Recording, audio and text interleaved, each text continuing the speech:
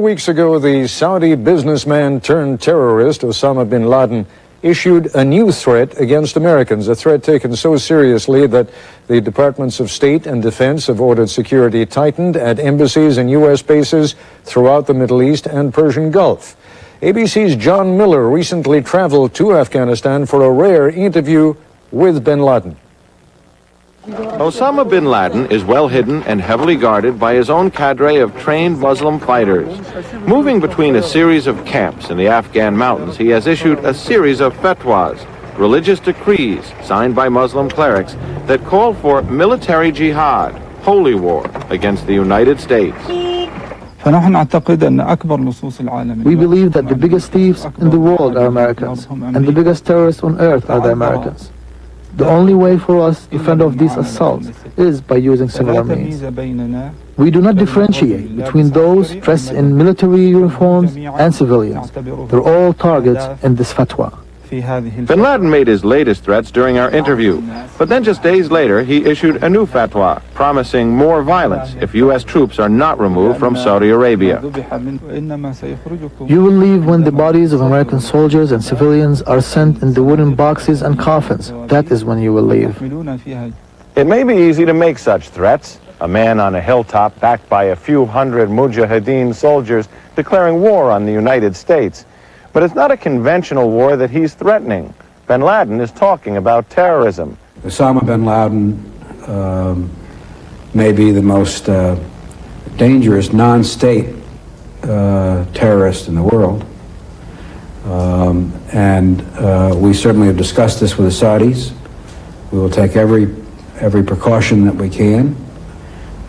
This is a man who has a demonstrated capacity and will to carry out acts of terrorism, and we take this seriously. To find Bin Laden, we had to travel to Pakistan, where eventually Bin Laden's people made contact.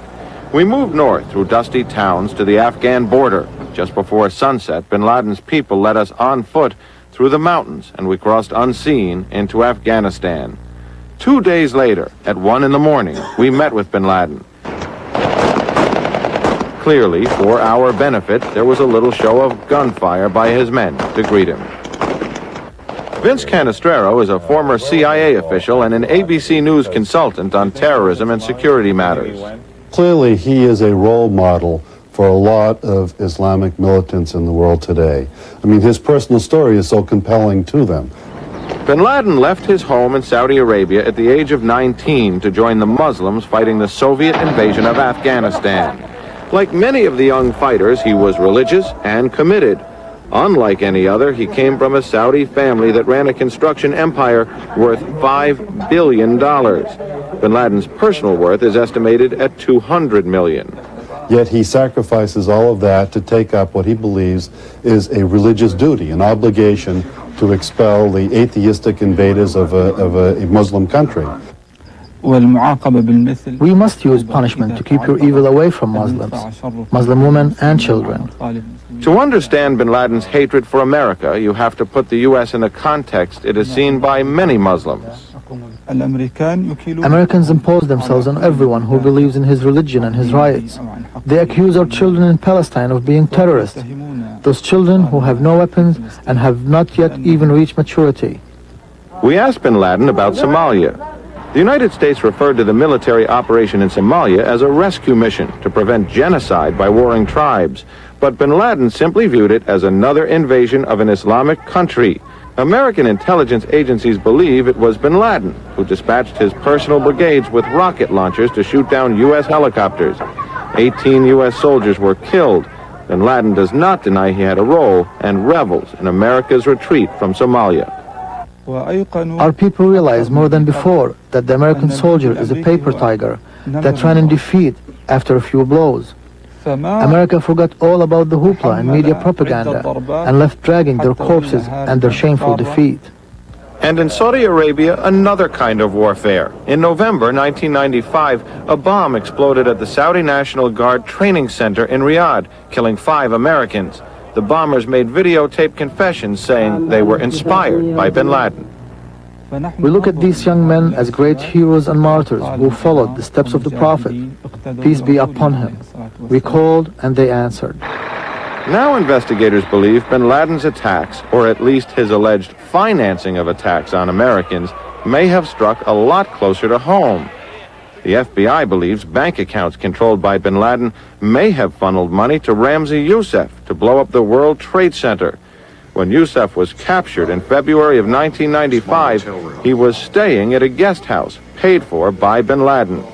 Ramzi Youssef, after the World Trade Center bombing, became a well-known Muslim personality, and all Muslims know him. Unfortunately, I did not know him before the incident. America will see many young men that will follow Ramzi Youssef. It is precisely what bin Laden can do for the other Ramzi Youssefs that American authorities are worried about. The U.S. Justice Department believes bin Laden is operating what is, in essence, an underground foundation where terrorists can apply for a grant. From this New York courthouse, a federal grand jury is currently probing whether or not bin Laden has been financing terrorist attacks around the world.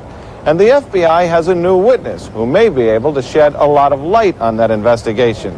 A man who is said to be a key aide in bin Laden's terrorist operations.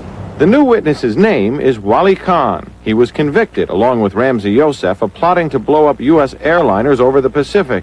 Now, ABC News has learned Khan is cooperating with the FBI.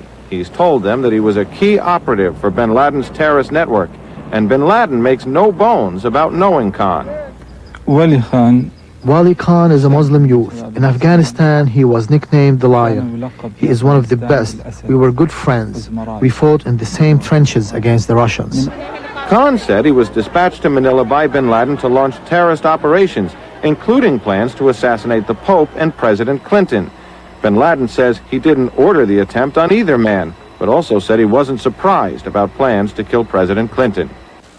Bin Laden has issued these fatwas and made these threats before, but this time there's something different. He put a time cap on it, saying that whatever action will be taken against Americans in the Gulf, whatever violence awaits, will occur within the next few weeks.